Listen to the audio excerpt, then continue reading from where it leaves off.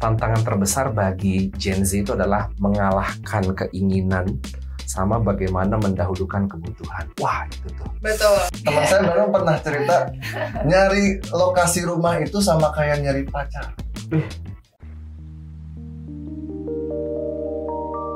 Halo guys, selamat datang di 1% Podcast. 1% Podcast adalah bagian dari 1% startup life school terbesar di Indonesia. Dalam podcast ini kita bakal ngebahas topik-topik seputar kesehatan mental, pengembangan diri, serta edukasi life skills dengan tamu yang handal di bidangnya.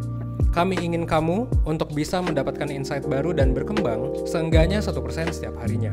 So that's all, enjoy 1% Podcast untuk hidup seutuhnya.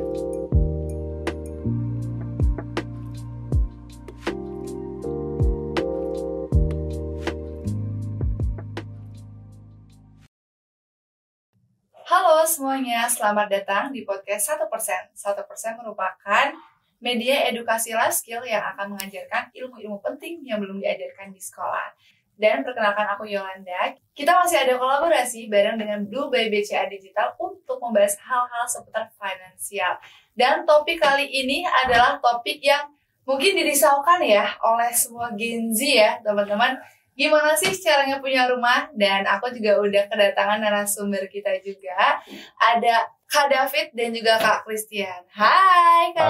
Halo Yolanda. Halo teman-teman semua. Oke, mungkin dari Kak David perkenalkan terlebih dahulu kali ya Kak ya. Oke, perkenalkan nama saya David Christian, seorang Certified Financial Planner, salah satu fasilitator juga di 1%, dan sampai saat ini kita bekerja di salah satu perusahaan manajer investasi di industri pasar modal. Oke, nanti kita akan bahas lebih dalam juga ya teman-teman ya. Hai Kak Christian. Halo. Kenalan dulu dong sama teman-teman. Boleh, hai guys. Nama saya Christian Reynaldo. Pekerjaan saya adalah sebagai seorang MC, Master of Ceremony untuk semua acara. Apapun, wedding lah, corporate, kecuali sunatan. Oke. Ya, Itu kayak paling susah. Itu paling susah.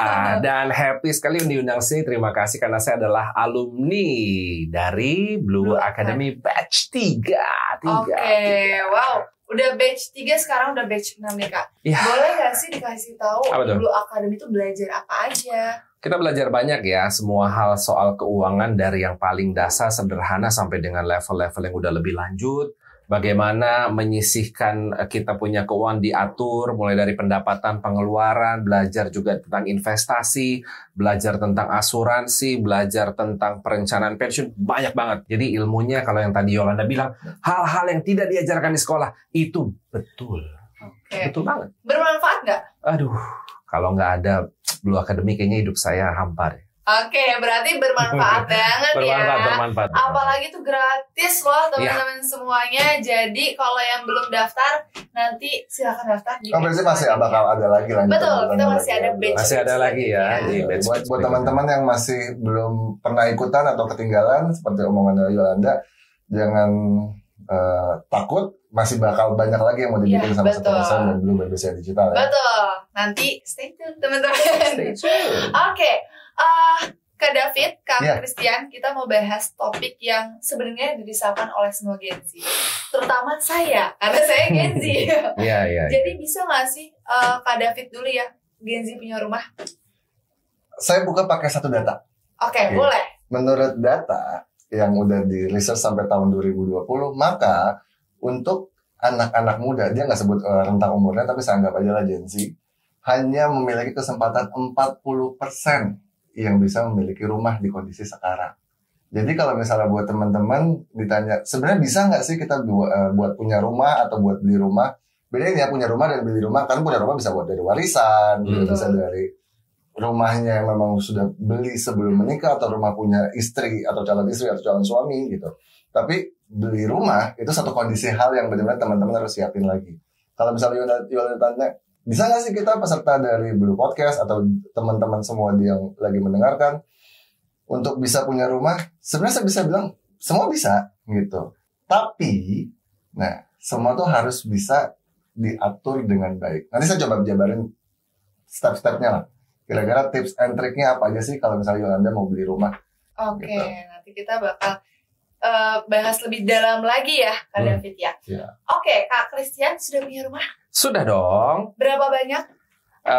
Kalau seingat saya per semalam ada 4 rumah 3 hotel ya kalau nggak salah ya. Paling mahal di Afrika. Paling mahal yang di Afrika. Oke. Rumah warnanya hijau, hotel warnanya merah. Oke, saya juga dari kecil itu udah punya berarti. Monopoli kalau itu. teman-teman. Tapi in real life saya sudah ada 1 rumah. Oke, Ya. sudah ada 1 rumah. Hmm. Di usia berapa waktu beli? Jeng jeng jeng jeng. 30.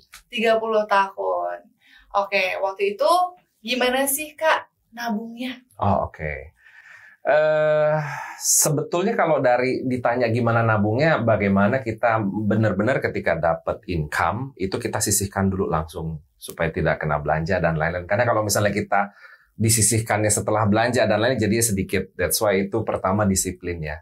Anggap aja kita bekerja dari umur 21, 22. Kalau memang kita bisa menyisihkan secara rutin, itu sebetulnya untuk DP rumah sih udah bisa kekumpul. Nah, saya menganut sistem seperti itu, plus juga bagaimana kita tahu nih rumahnya mau yang di mana, tujuannya sebagai tempat tinggal atau invest. Karena kalau misalnya mikir, oh, oke, saya kerjanya di Jakarta, tapi saya beli rumahnya misalnya, contohnya daerah Maja, itu kan jauh banget ya. Tapi mungkin saya sebagai orang yang gajinya baru nyampe segitu, apakah perlu memaksakan di rumah di sana? Nah, itu nanti pertanyaannya beda lagi. Banyak hal sih, tetapi kalau menabungnya sebetulnya tantangan terbesar bagi Gen Z itu adalah mengalahkan keinginan sama bagaimana mendahulukan kebutuhan. Wah, itu tuh. Betul. Betul. Ini Nyambung sedikit sama yang obrolan Kak Christian ya. Ini benar-benar kisah nyata. Baru aja 2 minggu yang lalu konsul sama aku. Salah satu klienku juga, dia bilang gini, Kak, aku salah satu tenaga medis, bekerja di 3 fasilitas kesehatan. Sampai hari Sabtu dan Minggu pun aku tetap harus kerja. Wow. Oke. Biasalah financial check up, kemudian ditulisin pengeluaran dan pemasukannya. Sampai ke satu angka. Wait, bentar. Ini pengeluarannya apa ya? KPR, Kak. Oke. Di bawahnya lagi ada biaya kosan. Oh iya, aku punya KPR di Tangerang. Tapi aku juga ngekos di Kemang. Karena salah satu fasilitas kesehatanku ada di Pejaten. Satunya lagi di Sunter, satunya lagi di Kemang. Jauh-jauh ya. Iya, terus ngapain KPR? Oh iya, karena kata orang tuaku sebisa mungkin uang ditabung. Kalau misalnya bisa beli rumah. Kebetulan ada promonya bagus banget tapi Tangerang.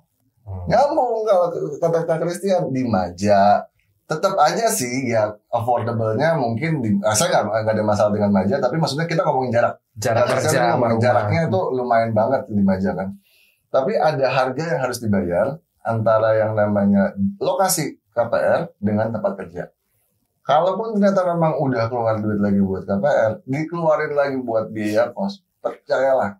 Kalau misalnya Yolanda nggak nganggarin atau nggak bikin budgeting sebagus mungkin, itu sering jebol. Iya, aku setuju banget Kak. Ternyata teman-temanku yang sudah pada beli rumah, memaksakan ya, lebih tepatnya ya, yang penting punya rumah. Nah, konsepnya itu adalah yang penting punya rumah, kerjanya di Sudirman, ya di Senayan, tapi rumahnya di Ciseeng, ya itu kan lebih jauh lagi ya, di Maja. Ujung-ujungnya mereka merasa agak ada penyesalan, dan mereka akhirnya juga apartemen yang dekat kantor gitu, karena ternyata capek banget waktu harus pulang pergi dari rumahnya. Karena ujung-ujungnya double cost kan jadinya kan. Akhirnya jadi double cost. Nah, faktanya ternyata banyak yang nyesel. Mungkin kalau misalkan Kak David mau nasehatin, baiknya gimana sih Kak David? Kita masuk nih ya ke bagian kuenya ya. Jadi yang pertama selalu aku ingetin kalau misalnya teman-teman mau beli rumah adalah kalian udah tahu kira-kira kemampuan kalian di segi mana dan kebutuhan kalian di segi mana.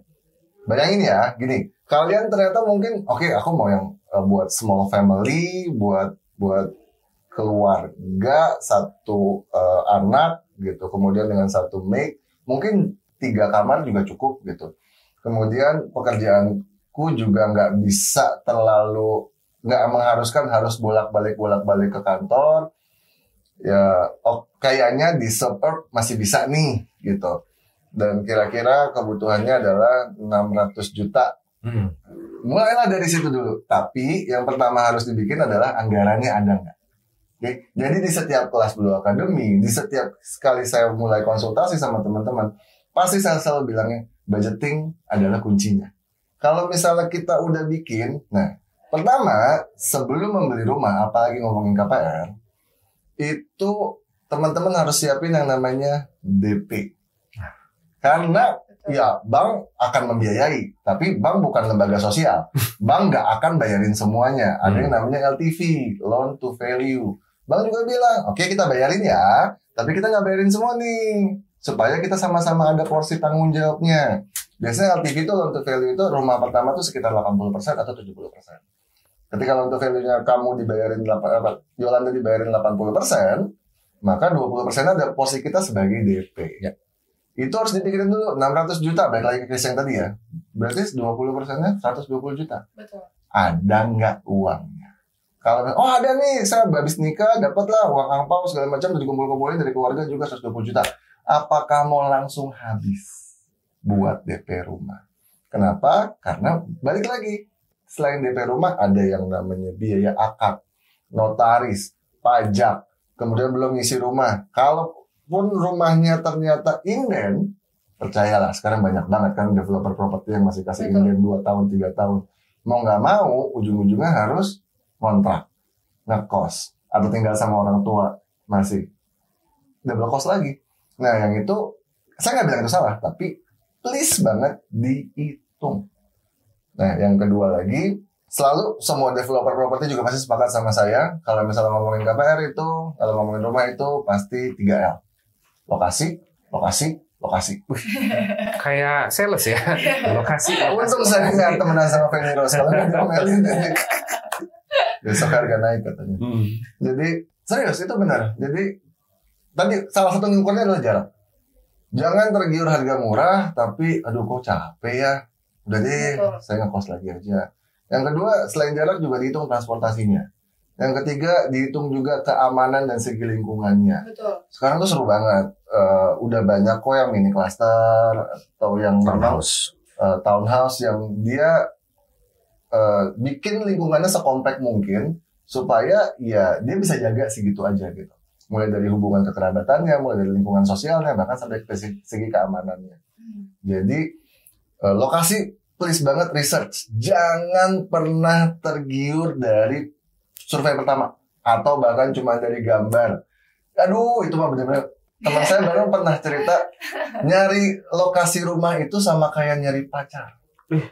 Asli bro, itu mah bener-bener filter abis. Itu lo bener-bener harus, kalau kita screening pacar kan bibit, bebet, bobot ya. Oh itu didatengin dulu perusahaannya, dilihat dulu perusahaan developernya, dilihat juga proyek-proyek sebelumnya kayak gimana, dilihat juga bekerja sama dengan bank apa. Percayalah kalau misalnya bank segede BCA udah berani untuk biayain, wah itu udah satu good point. Aman. Gitu. Aman berarti bener. Ya bahasa saya bilangnya good point lah. Tapi kalau Kak Christian dia udah bilang itu aman, saya sepakat juga sih kalau misalnya sebesar BCA dia udah mau biayain developernya, udah ada kerjasama dengan BCA itu oke. Gitu. Sama yang keempat, pastikan 3 checkingnya berhasil. Karena dalam di industri keuangan, apalagi perbankan, ketika mau melakukan KPR, pasti ada 3 checking. Yang pertama namanya BI checking. BI checking. Jadi teman-teman akan kalau sekarang mau cek pribadi namanya Slick OJK. Gitu. Tapi kalau di bank kita sebutnya BI checking. Gitu. Dicek tuh tracking record kreditnya, apakah pernah macet. Kalau macet sih most likely nggak akan diterima ya. Gitu. Karena kan ada 5 rating tuh. Collect 1, 2, 3, 4, 5. Kalau misalnya collect 1 masih lancar, itu masih aman. Gitu. Tapi kalau misalnya BI checking yang sudah bermasalah, biasanya bank juga akan sulit untuk ngasih pembiayaan. Karena historical kan. Kemarin aja kamu sama bank A gitu. Dalam perhatian khusus. Gimana bisa saya kasih perhatian gitu kan. Itu yang pertama, yang pertama namanya BI checking. Yang kedua financial checking. Dia akan periksa nih, dia minta yang namanya laporan gaji, statement 3 bulan ya, kalau misalnya masih dipertanyakan atau butuh tracking khusus, dia akan minta lagi 6 bulan diperpanjang. Terus Kak gimana kalau misalnya ternyata kita bukan karyawan, kita freelance, kita terimanya nggak pasti, nggak tentu. Biasanya bank juga masih ada cara untuk mencoba untuk financial checkingnya dengan minta print out statement rekening, rekening. Dan serunya kalau misalnya punya rekening BCA, kalau masalah bisa narik tracking mutasi sampai setahun ya. Nah, jadi makanya saya bilang banyak banget kemudahan soal misalnya di nasabah BCA. Bisa langsung tracking, oh butuh apa 6 bulan, 12 bulan, ini mutasi saya gitu. Karena kebanyakan klien-klien saya juga mereka selalu kayak gitu. Yang ketiga adalah collateral checking. Pihak bank akan kirimin collateral tuh jaminan kan. Rumah itu kan akan jadi jaminannya. Jadi dikirim namanya tim survei, tim taksasi, dilihat apakah di bawah sutet, apakah lewat jalan besar minimal 7 meter, terus kemudian ada di lokasi banjir apa enggak. Kenapa? Karena kan bank yang biayain duluan. Jangan sampai nanti udah dibiayain terus kena resiko. Gitu. Jadi kan biar sama-sama ngejaga nih. Dari semua checking itu udah aman, proses akad. Akad juga mulai disiapin tuh biayanya. Oh sekarang mulai ada beberapa developer yang bilang AJB dulu, nanti balik namanya ketika sekian tahun. Itu juga bisa mulai meringankan kok. Sama carilah developer-developer yang masih bisa memberikan kemudahan terkait dengan DP. Kan udah lewat sih. Start dari Januari sampai Juni itu ada program pemerintah yang namanya pajak untuk rumah pertama 0%. Itu lumayan banget. Kalau sekarang masih bisa tapi diskon 50% pajak. Gitu. Wow. Jadi itu dan teman-teman tuh lagi dalam masa yang oke sih kalau misalnya mau cari rumah, mau punya rumah sendiri. Yang penting budgetingnya ada, lokasinya udah benar-benar diyakinkan dan dipastikan, semua checking aman dan semua persiapan sampai ke akad juga ada. Setelah akad, apakah semua beres? Enggak. Sampai nanti buat cerita setelah ini. Oke. Jadi ini udah cukup jelas ya, step by step yang harus disiapkan. Dan juga buat teman-teman mungkin yang punya kredit macet, harus hati-hati ya. Beresin dulu. Beresin terlebih dahulu. Oke, makasih banyak Kak David ya. Aku mau tanya juga sama Kak Kristian. Apa deh? Waktu mau beli rumah yang sekarang, struggle-nya nih apa aja nih? Oke, struggle-nya tentunya banyak ya. Rumah itu ketika kita mau beli, justru itu yang tadi jadi bayangan adalah satu, rumah ini memang nantinya untuk ya invest aja, dikontrakin, disewain dan lain-lain, atau memang nanti saya mau tinggal di situ. Kalau misalnya tinggalnya terlalu jauh dari tempat kerja, effort di jalan, macetnya, tahu sendiri Jakarta kayak apa kan. Belum nanti kalau memang mesti lembur atau bagaimana, itu pertimbangan yang utama. Tapi kalau misalnya ya sudah kerjanya nggak jauh atau kerjanya mobile, nggak masalah dengan harus datang jam berapa di kantor, aman. Berikutnya adalah rumah itu ngelihat developernya siapa nih, gitu kan. Terus abis itu lingkungannya bagaimana, fasilitas-fasilitas apa aja yang ada di sekitar rumah itu. Mau ngomongin sekolah, tempat ibadah, pusat perbelanjaan, pasar, pokoknya benar-benar dilihat. Terus abis itu aksesnya ke jalan tol atau jalan utama seperti apa. Harganya kalau misalnya dilihat ini berkembangnya seperti apa, apakah lahan sisa-sisanya sekelilingnya masih banyak atau enggak, itu akan menentukan harganya nanti naik atau enggak gitu. Banyak sih struggle-nya, jadi kayak kata David tadi benar. Lu kalau misalnya mau beli rumah, apalagi namanya rumah pertama, bener-bener dipikirin. Kayak mau pilih, bukan cuma pacar, kayak mau pilih pasangan hidup. Betul. Bibit, bobot, bebet dilihat bener-bener. Tadi lokasi, developer. Tapi semua itu tentunya nanti disesuaikan sama kembali ke keuangan kita. Apalagi kalau memang nanti beli rumah itu tujuannya buat menikah. Make sure, apakah nanti menikah itu satu, mau langsung punya anak atau enggak. Kalau misalnya memang cuma berdua dan memang masih mau simpan uangnya untuk tujuan yang lebih jangka panjang, bisa juga menyewa rumah atau apartemen. Itu it's a good choice. Bukan artinya, ya saya ngerti sih tadi kan bilang, oh orang tua, teman-teman nih harus beli rumah. Itu kan pikiran old school zaman dulu. Kalau kayak saya yang Gen Z ini, bukan ya? Sama. Gen Z juga. Itu kan nggak mesti begitu loh. Karena kan nanti memberatkan. Ya bagaimana kalau misalnya 50% dari gaji buat KPR itu juga nggak sehat kan. Harus ada porsi-porsinya. Di Blue Academy itu diajarin loh. Makanya ikut dari situ. Nah, struggle-nya adalah bagaimana menentukan itu semua. Kemudian nanti dibahas. Kalau masih single, ya kita tanya sana tanya sini oke. Tapi kalau memang kita tujuan nanti udah mau berkeluarga, tanya juga sama calon pasangan hidup benar-benar gitu. Itu yang perlu dipertimbangkan. Tahun lalu tuh saya sempat ada 2 kelas offline sama 1 kelas webinar sama 1 komunitas ngomongin money and marriage series. Dan percayalah, ngomongin keuangan after marriage itu jarang banget dilakuin. bener-bener jarang banget. Bahkan yang ikutan kelas saya waktu itu, oh serius ya kok? Emang harusnya diomonginnya pas sebelum menikah? Iya terus lu pas lagi pacaran ngomongin apa gitu? Kita mau ngedate di mana? Nggak selalu kayak gitu kan? Gitu. Iya. Jadi dan ngomongin after marriage itu enak dan bikin kedewasaan relationship tuh lebih seru sih. Jadi yang kayak gini-gini lebih enak dilibatkan lah pasangan. Ada yang ketika kok mau konsul, oke, terkait apa beli rumah, ya udah datangnya berdua ya. Kok berdua nggak mau sendiri aja nggak mau, tetap datangnya berdua karena apapun yang akan gue ngomongin pasangan harus tahu.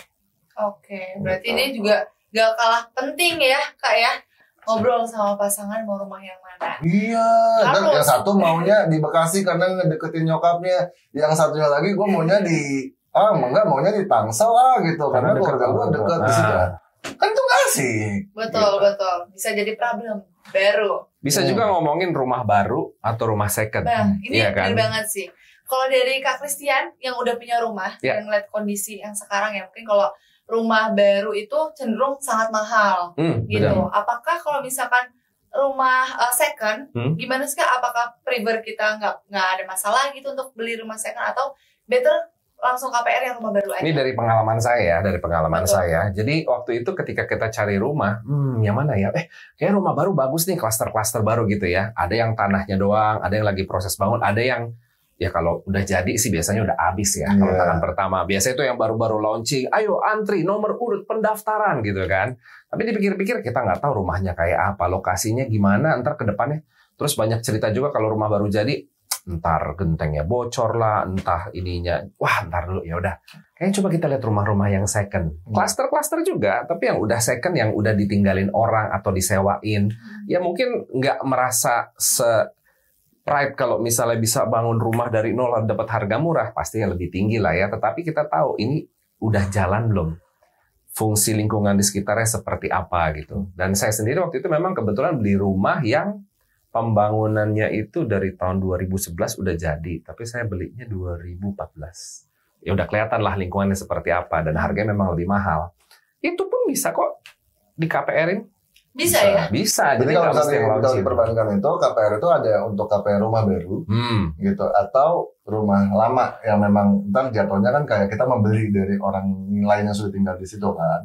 Tapi lagi-lagi bank akan memberikan fasilitas sesuai dengan bukan nilai jual beli, bukan nilai kesepakatan. Yolanda mau beli rumah, saya mau jual rumah saya. Oke, kita sepakatan 1 M ya Yol, gitu. Enggak, tapi bank akan kirimkan tadi surveyor, dinilai, ternyata dihitung harga tanah, dihitung harga rumah, dia sampai tanya-tanya ke sekitar kok, gitu. Dia sampai survei juga, kemudian dicek juga surat menyuratnya ke BPN, apakah semua valid, dan keluar nih hasil taksasinya 800 juta. Langsung dibayar 800 juta? Enggak, kan dia ada LTV. 80% dari 800 juta. Gitu. 640 yang dibiayain. Kalau mau ternyata kesepakatan tetap 1 M ya silakan. Tapi bank hanya mau bayarin 640, intinya gitu. Nah, bicara rumah second sama rumah baru, kalau dari Kak David, step by stepnya ya, mungkin tahapan-tahapan itu beda nggak sih kalau kita mau ngajuin KPR ke banknya? Gitu? Sebenarnya tahapannya sama kan, pasti kalau dari data-data pribadi, pasti kalau udah menikah data pribadi suami dan istri, KTP, NPWP, kemudian slip gaji. Kalau misalnya menikah dan tidak ada perjanjian pisah harta, maka itu bisa joint income. Si suami gajinya 12 juta, si istri gajinya 8 juta, monggo gabungin semua. Selama tidak ada perjanjian pisah harta, itu aman. Gitu, karena menurut Undang-Undang Pernikahan tahun 1974, maka setelah menikah harta dan hutang adalah milik bersama, gitu. Jadi digabungin bisa. Tapi kalau misalnya ternyata ada perjanjian pisah harta, maka akan dihitung berdasarkan financial statement si pengaju aja. Yang ngajuin suami pakai income statementnya si suami aja. Setelah itu data-data pribadi, kemudian data jaminan. Si bank akan minta nih, baik itu ternyata developer. Kalau developer lebih mudahnya adalah cuman tinggal kabarin aja ke agennya atau ke marketing banknya, KPR-nya. Oh saya mau di developer A, udah kerjasama katanya. Nanti marketing yang propertinya akan menghubungi nomornya ini. Mereka udah lebih enak. Tapi kalau misalnya ternyata rumah second, kamu akan dimintain kopi akte, kemudian kopi sampai ke PBB terakhir, kemudian diperiksa dulu ke BPN apakah kevalidan dari akte ini ada sengketa atau tidak gitu. ya rumah second akan stepnya nambah sedikit di situ. Lebih detail lagi ya kalau untuk rumah second ya. Oke, ini makin menarik banget ya teman-teman ya kalau udah bahas tentang rumah ini ya. Oke, Kak Christian, kalau misalkan buat dedek-dedek Gen Z ya seperti kita ya. Iya. Buat teman-teman Gen Z, boleh nggak sih kita juga masih Gen Z ya? Oke, Teman-teman buat Gen Z, guys, gimana guys? Mau nasehatin apa nih kalau misalkan mereka mau cari rumah pertamanya gitu? Kebetulan juga gini, KPR kan sebetulnya ada yang 5 tahun, 10 tahun, maksimal tuh bisa sampai 20 ya, ada ya? Serunya lagi karena memang trennya sekarang dibilang katanya, oh Kak, kenapa muncul kata-kata 40%-nya aja yang bisa? Karena dilihat harga rumah meningkat. Betul. Cicilannya juga makin gede, nggak ketutup nih sama Gen Z sekarang yang mungkin bisa beli rumah. Karena fun fact, kalian gaji 10 juta, bank nggak akan menilai kemampuan kalian 10 juta. Percayalah. Biasanya ada yang namanya rasio hutang terhadap pendapatan. Itu maksimal 30%. Yang kami selalu menyarankan itu maksimal di 30%. Yeah. Kebanyakan bank juga kan pakai angka itu. Jadi kalau misalnya ternyata pendapatannya 10 juta, maka maksimalnya kan 3 juta cicilannya. Betul. Dianggap nih, oh rumah yang cicilan 3 juta tuh udah makin susah. Maka sekarang banyak bank yang memperpanjang tenornya. Supaya apa? Supaya cicilannya lebih rendah. Nyampe. Supaya 30%-nya juga masuk. Iya. Gitu. Boleh tanyain nanti sama BCA apakah ternyata KPR 30 tahunnya ada. Kalau misalnya ada itu keren banget sih. Gitu. Dan kalau dibilang tadi Kak Christian nanya 5 tahun, 10 tahun, 15 tahun sampai terakhir yang saya dengar tuh ada yang sampai 30 tahun. Jadi plus minus ya, plus minus. Kalau misalnya sampai 30 tahun, maka teman-teman akan bisa lebih cepat untuk bisa beli rumah. Kenapa? Karena cicilannya kan jadi makin rendah, dengan gaji yang sekarang juga masih bisa. Gitu, nggak perlu nunggu sampai naik gaji 2-3 kali dulu supaya dapat 30%-nya. Karena apa? Kalau teman-teman naik gaji pun nantinya harga rumah juga naik lagi. Gitu. Yang kedua, minusnya adalah kalau misalnya tenornya 30 tahun, bayar bunganya jadi semakin besar. Betul. Ya. Betul, itu sih kalau Tolong disikapi dengan bijak. Jangan sampai, oh ya udah kalau gitu kita ambil 30 tahun. Karena cicilannya makin pendek. Cicilan makin kecil. Cicilan makin kecil. Tapi yang saya mesti ingetin adalah ketika dihitung-hitung nih, kayak kalau finansial, bayar bunganya bisa lebih besar dibanding harga pokok rumahnya. Iya, Semakin itu panjang sih. tenornya. Setuju banget sih. Kak, karena aku juga udah mulai lirik-lirik ya untuk Jangan lirik Kak Christian. Jangan dong. Jangan dong, bahaya. Bahaya lirik-lirik sini. Tapi banyak juga Gen Z yang punya pola pikir kayak gini nih Kak. Aduh, ngapain ya hidup buat setengah abad nyicil rumah, gitu. Jadi akhirnya memilih untuk nggak punya rumah. Nah, ngelihat fenomena ini, mungkin kalau Kak Krisnya kan udah punya rumah, kira-kira pemikiran ini kurang tepat atau gimana? Nggak ada yang salah, karena saya percaya bahwa setiap orang tuh punya latar belakang berbeda, punya kemampuan berbeda, punya kebutuhan yang berbeda. Jadi yang paling pertama tadi Yolanda tanya, gimana nih buat teman-teman Gen Z, apa sih yang harus jadi patokan? Kalau menurut saya sebagai praktisi pembeli rumah, karena udah beli rumah, terus mau praktisi apa? Mau praktisi MC gitu. Jadi gini, satu kita harus tahu dulu keinginannya seperti apa. Karena kan awalnya mulai dari situ dulu. Oh, saya pengen rumah yang ini. Alasannya apa dulu? Harus jelas dulu. Oh, karena saya pengen dekat dengan orang tua, dengan keluarga. Oke, masuk akal. Terus nanti kalau berkeluarga kira-kira gimana? Oke nggak? Oh, rumahnya kegedean, oh rumahnya kekecilan. Semua dicari tahu dulu. Itu namanya keinginan. Terus kita cocokkan dengan kebutuhan. Kebutuhannya apa? Yaitu tadi, ya kalau saya menikah, mungkin anak cuma 2, ya kamar 3 masih oke lah gitu ya. Oh nanti mungkin anak cuma 1 atau gimana, itu benar-benar kebutuhannya dilihat. Oh yang jaraknya di sini dekat dengan ini. Dan terakhir kita matchingin juga sama kemampuan. Bagaimanapun juga kemampuan itu yang akan jadi tolak ukur kalau kita mau ambil KPR. Ya. Karena bank itu bukan lembaga sosial. Seorang pernah berkata seperti itu sama saya. Baru aja 10 menit lalu dia ngomong gitu. Jadi bank itu ngelihat berdasarkan kita punya kemampuan. Kalau memang kemampuannya kita belum cukup, janganlah memaksakan diri. Justru yang harus benar-benar dimulai dari awal adalah disiplin. Guys, kita sebagai Gen Z kalau memang udah punya penghasilan sendiri, di Blue Academy diajarin persentase langsung sisihkan sekian persen. Kalau memang nanti mau dicicil, kita mau beli KPR ataupun apartemen atau apapun hunian lah ya 30% dari income kita misalnya disisihkan, memang kantongnya buat di situ. Dan bagaimana itu dikembangkan lagi supaya nanti bisa berbuah dan lain-lain. Jadi itu yang perlu dipikirkan juga bibit bebet bobot. Jangan terpengaruh sama orang bilang, udah beli rumah, mau nikah harus punya rumah. Ya enggak juga. Kalau pasangannya tidak menginginkan rumah gimana? Betul. Ya dong, kita main di apartemen atau misalnya sewa aja karena dia kebutuhan. Ya banyak sih. Jadi kita tahu sebagai Gen Z itu pengen serba instan. Tapi ada baik dan waktunya juga untuk kita sejenak relax dulu, mundur sejenak, pikir benar-benar. Karena nggak semua kata orang itu wajib kita ikutin. Betul banget. Nah, itu setuju banget. Ini nih ngomongin yang masalah ini. Apa tuh? Setahun yang lalu saya di Blok M ada discuss, Kak mau konsul, oke boleh, dia akan menikah 4 bulan lagi, kemudian lagi memikirkan untuk KPR, kita lagi mau siap-siap survei nih Kak, gini-gini, udah ada beberapa lokasinya. Stop, saya cuma bilang gitu, stop, udah kepanjangan intronya, saya cuma mau bilang, kenapa beli rumah? Ya karena menurut kita ketika kita habis menikah, kita harusnya tinggal sendiri.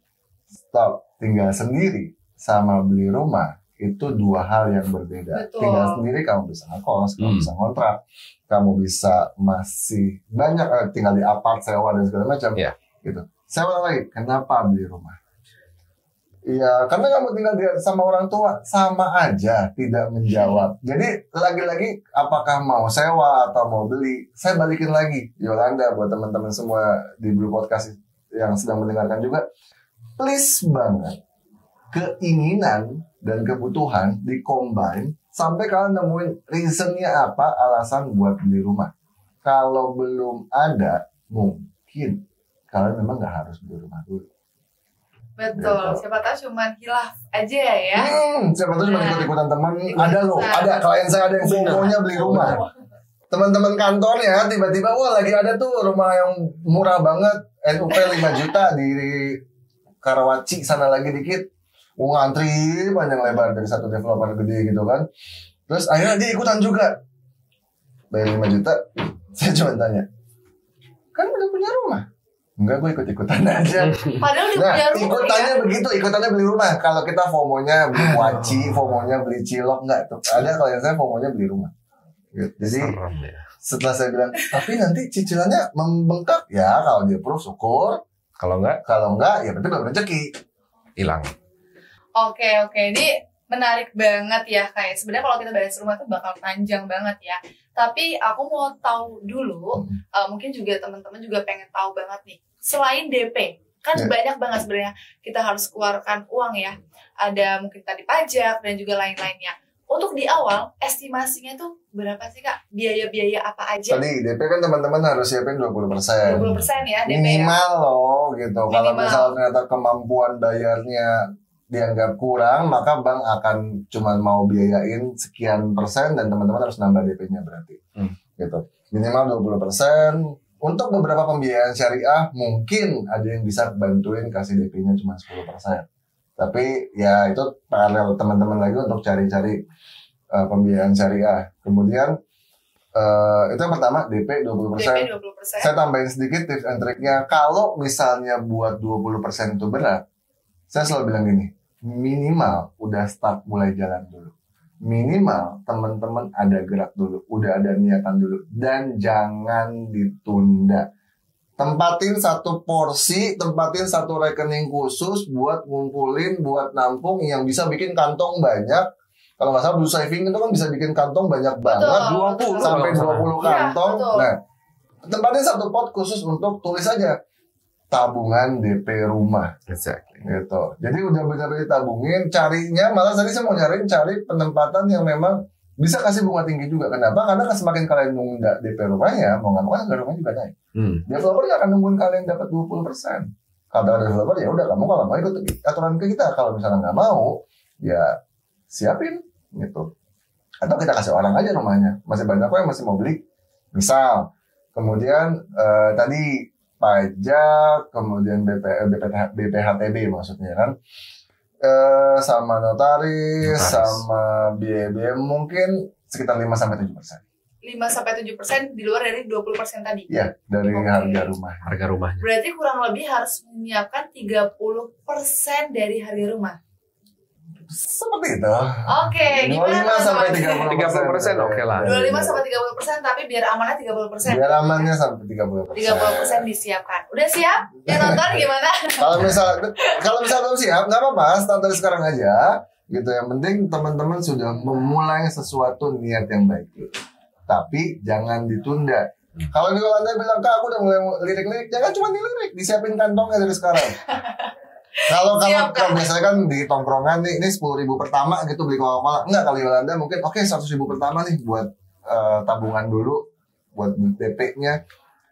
Let's start with the good things gitu. Jadi benar-benar niatnya baik, niatnya oke. Yang penting Yolanda udah sadar bahwa memang butuh beli rumah. Oke. Tujuannya udah ada. Poin yang sangat penting nih, teman-teman. Itu harus digarisbawahin banget, please banget lah, jangan cuma FOMO, jangan Iya, habis itu nggak ditinggalin. Betul, Nah. malah ngekos gitu ya. After akad, tadi kan udah nih sampai akad. After akad biaya lagi yang namanya renovasi. Jangan pikir rumah baru itu nggak ada renovasi. Ya, adik saya baru aja beli rumah di Karawaci, belinya tahun 2021, sampai saat ini belum bisa ditinggalin. Doain aja. Bulan depan sudah bisa pindah, tapi sudah menunggu 3 tahun, mau nggak mau dia juga ada kos yang lain untuk tidak tinggal di rumah yang sekarang. Sudah pindah pun, survei lagi, ngeliat, oh ternyata masih ada bocor. Renovasi pertama atau komplain pertama ditanggung developer biasanya. Tapi setelah itu, aduh kayaknya kurang ya, saya mau di dak belakangnya, nggak ditanggung sama developer. Nggak. Dia akan dak, dia akan rubah kamar, segala macam. Kemarin saya baru ketemu sama adik. Dek, habis berapa? Jangan tanya. Emosi. Dek, habis berapa? Enggak kak, gue soalnya sampai bikin kanopi, lumayan ngelebarin banyak kamar, ngedak. Habis berapa? Aduh, pusing pokoknya. Gitu. Ya, angkanya double digit, kepala 5. Wow. Renov loh. Renovnya aja. 56 juta. Jadi, teman-teman harus siapkan juga ya. Berarti ada dana darurat lainnya ternyata ya. Iya. Dan saya bilang jangan pakai dana darurat ya. Pasti kan ada sesi-sesi sebelum ini Iya, yang membahas dana betul. darurat. Please banget kalau ikutan kelas saya di Blue Academy, saya akan teriak kalau misalnya ada yang bilang, Kak saya mau renov urgent nggak? Nggak sih Kak, memang cuma pengen aja estetika sih gitu. Tapi saya nggak ada budgetnya. Ya udah budgetin. Nggak maunya pakai dana darurat, nggak usah ikut kelas saya. Saya pasti akan langsung bilang Itu bukan darurat namanya. itu bukan darurat.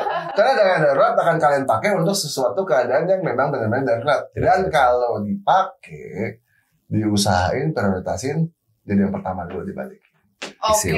Jadi tolong di Setuju rephrase kata-katanya, jangan Siap. disiapin dana darurat, disiapin kantong tersendiri Betul. untuk dana-dana Ya loh. pembelian rumah. Pakai itu di Blue kan ada Iya. tuh yang setiap tanggal gajian potong nanti masukin Ya, kantong betul. situ. Itu keren Auto sih. gitu ya. Keren. Ada istilahnya kan gajian jam 8, jam 10 udah punya duit lagi. Karena udah Jadi langsung. jangan cuma jam 10 nggak punya duit karena bayar tagihan, tapi Iya. jam 10 udah nggak ada duit karena udah ketarik auto debit. Nah, Oke, masuk di gitu kantong-kantongnya ya, Blue. Iya, maka di situ kuncinya. Iya. Oke, That's ini good. menarik banget. Berarti itu ya tadi kan teman-teman juga pasti udah punya gambaran ya. Sekarang berarti harus menyiapkan uang berapa persennya, dan tadi siapkan juga dana untuk renov ya. Siapa tahu misalkan mau renov gitu ya, jangan pakai dana darurat ya teman-teman ya. Oke, Kak Christian, kan udah punya rumah. Udah dong. Aku mau tanya juga nih ya, kira-kira waktu kapan teman-teman tuh ideal untuk beli rumah dan gaji berapa? Kesannya gue kayak seorang certified financial planner. Oh enggak, Jawab malah saya gitu. kiranya agent properti.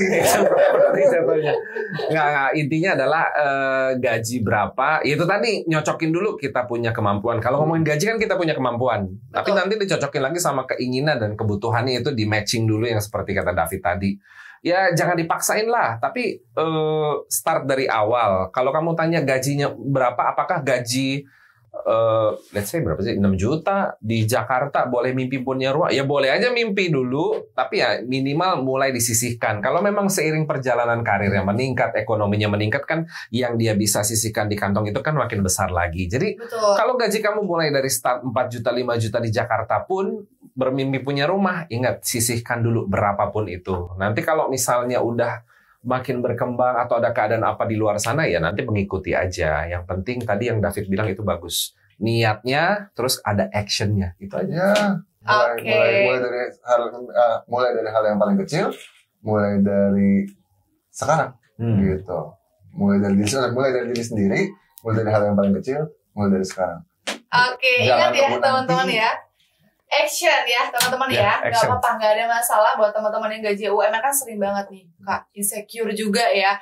Bisa gak sih punya rumah? Bisa teman-teman, mulai untuk disisihkan. Loh, sekarang ini buat yang gajinya UMR, buat yang freelancer, buat yang gajinya nungguin invoice cair gitu misalnya.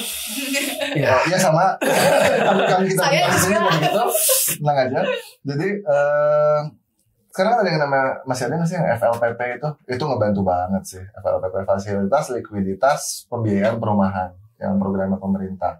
Gajinya malah pemerintah bilang maksimal 8 juta, bukan minimal, maksimal 8 juta gitu. Bank-bank yang kerjasama, developer yang kerjasama, tiap-tiap gubernur tuh dikumpulin waktu itu kan sama pemerintah, suruh kasih tempat-tempat. Tapi mohon maaf kalau untuk Jakarta mau nggak mau memang FLPP-nya adalah elevated gitu. Udah landed tuh udah susah. Yalah. Jadi mau nggak mau elevated semua perumahannya. Kalau kayak teman-teman di Bandung, teman-teman di daerah-daerah yang lain dapat FLPP, sekarang tuh terkenal sama Gen Z-nya. Soalnya ada 3 orang Gen Z yang ngomong, oh program rumah murah itu ya kok. Boleh nggak sih jangan di-highlight rumah. Itu masih mending gitu. Ada satu orang lagi yang bilang, oh program untuk rumah orang titik-titik kan enggak semua, malah itu kan justru program pemerintah untuk ngebantuin kita yang memang bermimpi punya rumah, lagi-lagi mimpi yang memang sesuai kebutuhannya. Untuk bisa punya rumah, FLPP-nya bisa dimanfaatkan juga. Oke, gitu ya teman-teman ya, udah mulai banyak banget pencerahan ya dari podcast kali ini. Tapi mohon maaf banget Kak David dan juga Kak Christian, gak nyangka banget waktunya udah cepet banget. Gak berasa ya. Kita maafin gak? Karena belum lebaran loh. Iya, belum lebaran loh. Dimaafin gak nih? Dimaafin ya. Karena bener-bener gak kerasa saking serunya. Sebelum kita tutup podcastnya, mungkin dari Kak David dan Kak Christian ada mau kata-kata motivasi ataupun juga tambahan-tambahan buat teman-teman nih? Apa ya? Kak Christian dulu mungkin. Ya kalau dari saya gini, sekali lagi, ingin punya rumah adalah satu cita-cita yang mulia dan bagus. Tetapi pastikan kebutuhan dan keinginan kamu itu di-matching dulu. Setelah itu baru dipadu-padankan sama yang namanya kemampuan kita. Karena ujung-ujungnya bisa punya kalau kita mampu. Jangan sampai nafsu besar, kemampuan tidak ada. Karena itu berbahaya bagi laki-laki ataupun perempuan. Semuanya sama ya. Jadi kamu mau yang masih single dan kemudian sudah menikah, itu apalagi perlu dibicarakan. Rumah itu bukan sebuah perkara yang, tapi memang butuh persiapan dan pemikiran yang lebih matang. So, mundur sejenak, tarik nafas yang dalam, pikir dengan tenang, diskusikan, dan cari jawabannya secara perlahan. Itu dari saya. Oke, thank you Kak Christian. Kak David, gimana nih Kak? Udah diborong semua kayaknya. Masa sih? Ya. Tapi enggak, saya cuma kasih penutupnya gini. Saya cuma mengingatkan semua teman-teman. Gen Z itu dibilangnya adalah generasi yang serba cepat, generasi yang super pintar, generasi yang benar-benar tactical, generasi yang dinamis. Itu saya sepakat. Tapi percayalah, Gen Z juga berhak bermimpi. Gen Z juga berhak punya keinginan. Gen Z juga bisa untuk punya rumah. Garis bawahin, bisa punya rumah, belum tentu harus beli rumah. Punya rumah, itu juga harus benar-benar teman-teman tentuin dulu tujuannya. Kenapa sih saya harus beli rumah? Kalau teman-teman udah punya, baru mulai dilakukan step by step yang tadi saya lakukan. Please jaga rating kredit kalian dengan baik. Usahakan setiap apapun hutang yang kalian punya dibayar tepat waktu. Supaya apa? Nggak mengganggu ketika nanti kalian akan mengajukan KPR. Yang ketiga, selalu cari developer yang memang riset dulu lah. Riset developer, lihat lokasi yang memang baik dan bisa memberikan fasilitas pembiayaan juga. Yang keempat, gunakan bank yang bisa memberikan pembiayaan dengan bunga murah. Percayalah, kita lagi ada di acara yang memang sudah terkenal. BCA itu bunga banknya itu untuk kredit KPR. Oke, wow, thank you Kak David, Kak Christian. Bener-bener seru banget. Harusnya nanti buat beberapa part ya kalau untuk bahas rumah ya. Karena masih panjang banget. Ya, kalau ada lagi nggak apa-apa, kita bersedia ya. Oh, abis ini sejam lagi juga kita sudah. Siap, nanti kita info lagi ya Kak David dan juga Kak Christian. Terima kasih banyak. Aku juga mau ucapkan terima kasih banyak juga buat teman-teman yang sudah nonton. By the way, tadi kan udah disinggung juga ya, ada kemudahan dalam menabung. Tadi kan step by step teman-teman bisa untuk mulai sisihkan terlebih dahulu aja gajinya untuk DP rumah. Bisa menggunakan pocket yang sudah tersedia di Blue Savings teman-teman dan juga Blue by BCA Digital, karena bisa mempermudah teman-teman untuk alokasikan dan juga budgeting di aplikasi tersebut ya. Jadi teman-teman gak akan mengganggu cash flow yang lain karena sudah ada pocket-nya. Benar-benar mudah bukan? Kalau misalkan teman-teman belum download, silakan untuk download. Dan sekali lagi aku ucapkan terima kasih banyak Kak David, Kak Christian. Semoga sehat selalu. Thank you buat teman-teman yang sudah nonton dan sampai jumpa di podcast lainnya bareng dengan 1%.